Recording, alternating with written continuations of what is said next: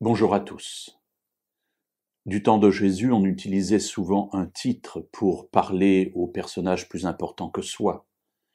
On disait Seigneur. Et c'est aussi un titre que l'on donne à Dieu. Dieu est Seigneur. C'est d'ailleurs une parole de la Bible. Jésus est Seigneur. Et souvent dans nos prières, à notre époque, nous utilisons aussi ce terme. Seigneur, nous voulons te remercier, nous voulons te prier, nous voulons t'honorer, nous voulons te bénir. Une parole m'interpelle dans la bouche de Jésus. Il s'adresse à ses contemporains dans l'Évangile selon Luc au chapitre 6 et au verset 46, et il dit la chose suivante. « Pourquoi m'appelez-vous Seigneur, Seigneur, et ne faites-vous pas ce que je dis ?»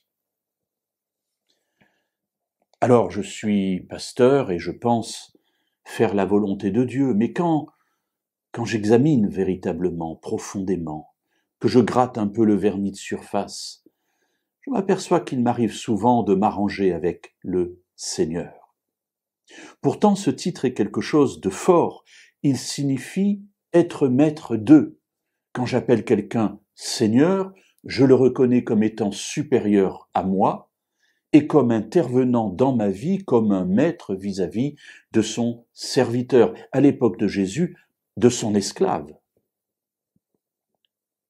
Alors, l'esclave obéit au Seigneur. Et Jésus m'interpelle. Et il me dit, pourquoi m'appelles-tu Seigneur, Seigneur, dans tes prières, dans tes prédications, dans tes discours, dans ta relation avec les uns et les autres? Pourquoi me présentes-tu comme Seigneur et ne fais-tu pas ce que je dis? Jésus ici m'interpelle et me pousse à réfléchir à la manière dont je suis sa volonté. Il m'interpelle sur la manière dont j'intègre ce qu'il veut de moi dans ma vie. Est-ce que je le laisse véritablement être Seigneur de ma vie? Là est la question. Il me la pose aujourd'hui.